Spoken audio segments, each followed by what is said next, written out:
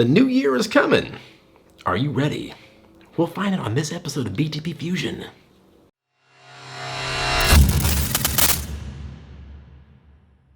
You're watching BTP Fusion, and I'm your lovable host, Derek West. If you find any value in this video at any point in time, please be sure to pound that like and subscribe button to help the YouTube algorithm reach out to more like-minded viewers and help to grow our community and our tribe. On to the topic at hand though. So Christmas is come and gone, and it's time to start thinking about the new year. The question on everyone's mind is, are you ready financially? And if not, how can you get ready financially? Well, let's take a look into that. The first thing you're going to want to do is to set goals for next year. There's never a bad time to write your goals down on paper. Once you know where you're going, you can map out how you're going to get there. This holds true for any area of life. Now, I'm not talking about a resolution. I'm talking about goals that you want to accomplish in a year and putting goalposts in place to accomplish those goals. Think of all the things you want to do in the upcoming year and write them down and put them in your wallet or something that you carry everywhere with you, such as a note-taking app in your smartphone, or as a pinned message in one of your favorite social media apps, or in the discussion section of your favorite BTP Fusion video. It's a good reminder of what you want to achieve. And to help you make sure you're on track, you're going to want to think about what you're going to want to do in the coming year. Is there anything big you need to save for? A big move, a baby, a home, a car? Is there anything missing in your financial plans? Maybe a retirement savings or life insurance. Setting financial goals for your future self and family will help lower stress and set your finances back on the right track. Next, you're going to want to write down every penny you spend. This is a great habit to begin, not just for the first few months of 2020, but for the entire year and for the rest of your life. But it's not easy. In the first month, you may want to physically write down each purchase you make in a notebook. Studies show that physically writing out all of your spending makes you more aware of all of your spending. As time goes on, you may consider moving this to a smartphone app to track your spending. Many budgeting apps allow you to enter each transaction as you make it. You can record both the account and category so you can stick to your budget and recognize your budgeting weaknesses. Once you've written down everything and you actually have a budget, you can start to stick to your budget. I believe we're all aware that budgeting is the most important thing you can do if you want to be financially successful. There are a ton of people who make a ton of money, but are struggling financially because they do not manage their money well. If you earn $1 billion but spend $1,001,001, you're broke. Setting up a budget for the first time may be intimidating, but you shouldn't let that stop you. If you have a hard time sticking to your budget, you may consider using the envelope system.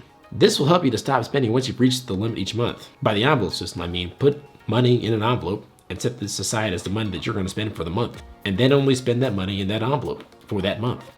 Simple, right? The goal for your budget should be to set up a monthly spending limit and to stick to it all year long. You should reduce your spending in specific categories each month. And also you need to let your friends and family know that you have financial goals. So we all know that one of the toughest parts about budgeting is getting those around us to go along with our plans. Writing those things down and formalizing them will let those in your life know that you're serious about taking your finances to the next level. So setting a budget is a tough goal. But as you carefully set up your budget and track it, you'll definitely begin to see the rewards of having a little extra savings each month. Now, putting it simply, you should be spending less than you earn and putting money into savings with a mind to invest. If you can stick to your budget, you'll be more likely to reach your financial goals. One of the bigger things you're going to want to try and do this year is to be better prepared for next year. Think about paying off some debt. Getting out of debt is another key step to taking control of your finances. By really focusing on getting out of debt, you can reduce the amount you pay in interest, and you can take the money you'd otherwise put towards debt payments and spend them somewhere else, such as in your investment portfolio, or to work towards a larger goal. You should start by setting up a debt payment plan, then make a commitment to sticking to your payments all year long. Setting up a budget will help with this. It's also an incredible feeling to be debt-free. You have more freedom to do the things that you want to do.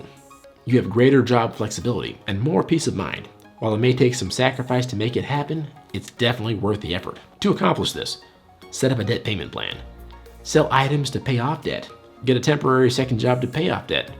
It's side hustle time, baby. Think Uber or Lyft or other jobs to help get extra income into your pockets. Side note, at this point, if you have a higher debt burden, thinking about riskier side hustles, such as becoming an Amazon seller or a Shopify store owner, might be a bit riskier for you. Make sure your debt is under control before you start such a venture. As contrary to popular YouTube opinion, those options can be expensive and end up digging you into a bigger hole if your store or Amazon storefront should not succeed. With that in mind, make a specific goal on how much debt you want to get rid of this year. If possible, you should try to get completely out of debt. But depending on your income and the amount of debt you currently have, you may not be able to do that. Set a goal of how much debt you want to pay off this year. Then work backwards and calculate how much money you'll need to put towards that debt each month.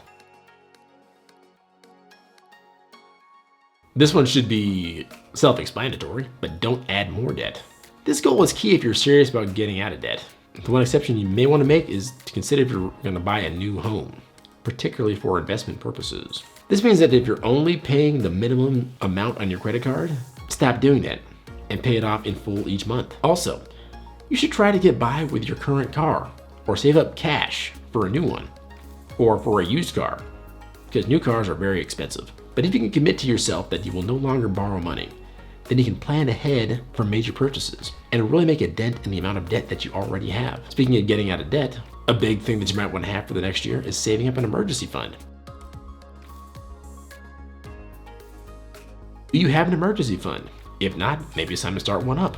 The size of your emergency fund really depends on your current situation. If you're still getting out of debt, you should have a smaller emergency fund until you pay off your debt, something like $1,000 or whatever works for you. If your job is more volatile or you're the primary breadwinner for your family, you should aim to save up at least 3 to 6 months of living expenses in your emergency fund. This will help to cover you in the event of an emergency without accumulating more debt. How much do you have saved up for retirement? Not much? Maybe it's time to begin. Saving money is another key to financial success. You should be saving at least 10% of your income each month. This money should add up quickly. You should consider saving this amount in addition to your retirement contributions if you can afford it. Remember, sacrificing a few dinners out a month can pay off in the long run. By establishing a savings habit now, you're opening the doors for what you can do during your retirement years. If you're struggling to find ways to save, you can start by cutting back on some of your expenses. Saving can be more efficient if you have something you are saving for. We talked about stop eating out. So stop eating out so frequently. Save it for special occasions. How big is your grocery bill? I made a video a little bit earlier about the millionaire diet, i.e. buying in bulk for big savings. Check it out in the link in the description or in the banner above. But that is a great idea if you really want to save on your grocery budget. Be creative when it comes to your utility bills. So, here's a little experiment you can try. Set your thermostat to a temperature that you're comfortable with, and then set it to 1 degree less or greater, depending on the time of year. And then don't touch it for a week. Then do the same for the next week. Then do the same for the next week after that. And see how comfortable you can get. Each degree will correlate with a big amount in savings. Maybe you can set your thermostat to a fraction of a degree. If 1 degree is too much, try that. And also, keep your lights off and use natural light whenever possible. As an example, I only turn my lights on at night. And even then, that's only when I really need to see something. And also, when I'm filming YouTube videos for BTP Fusion. These lights are expensive, bro. In any case, any other time, they stay off all the time. And while you're at it, set a monthly savings goal. Start with a small, short-term financial goal and work to larger ones. If you have a full-time job, you should contribute up to the amount that the company that you're with will match until you're out of debt. Once you're out of debt, then you should try to contribute 15% of your income. The amount you get from your employer's match should count towards the 15%. Otherwise, if you don't get an employee match, you should contribute 5% of your earnings until you're out of debt, not counting your mortgage. This allows you to start building your retirement savings while still freeing up money to put towards debt. Now, if you don't qualify for a 401k, maybe consider a Roth IRA or a traditional IRA.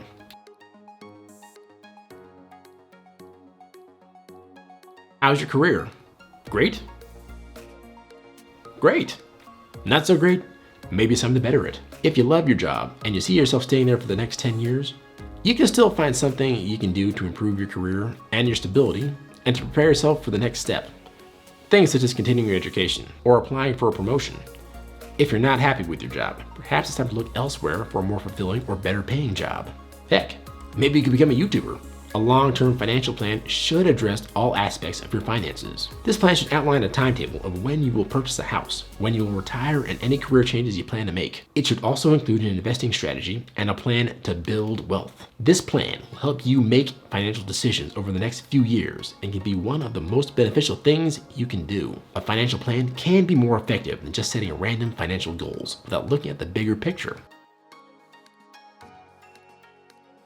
We've said it in various ways here, but the bottom line is you need to cut spending. No matter your financial situation, it's always wise to cut spending where you can.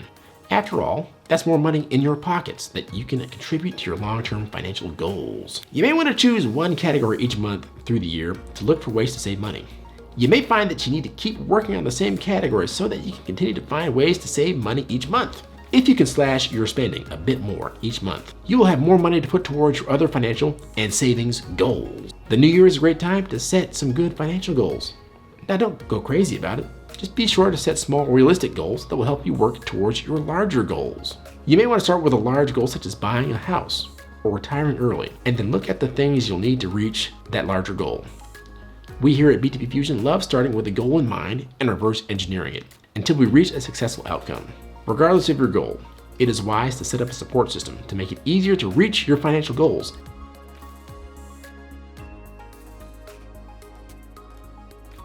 That includes friends, family, financial advisors, and of course, the family here at BTB Fusion. Now consider the fact that maybe the people closest to you may be contributing to your bad habits. Remember, you're the average of your 5 closest friends. If all of your friends are hundreds of thousands of dollars in credit card debt with no end in sight, are you far behind? Maybe it's time to start looking for new friends with different goals. Travel to finance conferences. Start talking to successful people at your gym, your place of worship, or maybe start networking with people who have met the goals that you want and learn how they did it. Now, the new year is a perfect time to set financial goals. The challenge is sticking to them as the year goes on. It's easy to write stuff down on a piece of paper, but you need to plan how you're going to carry those things out. Carve out time for yourself to review your goals and financial progress regularly. Monthly check-ins will help you manage your budget and goals. Now, speaking of the new year, you're gonna need to click that notification bell because coming up, we have a look back at the decade that was and the decade that will be, and you're not gonna wanna miss it. So stay tuned, stay locked in, and we're gonna catch you next time.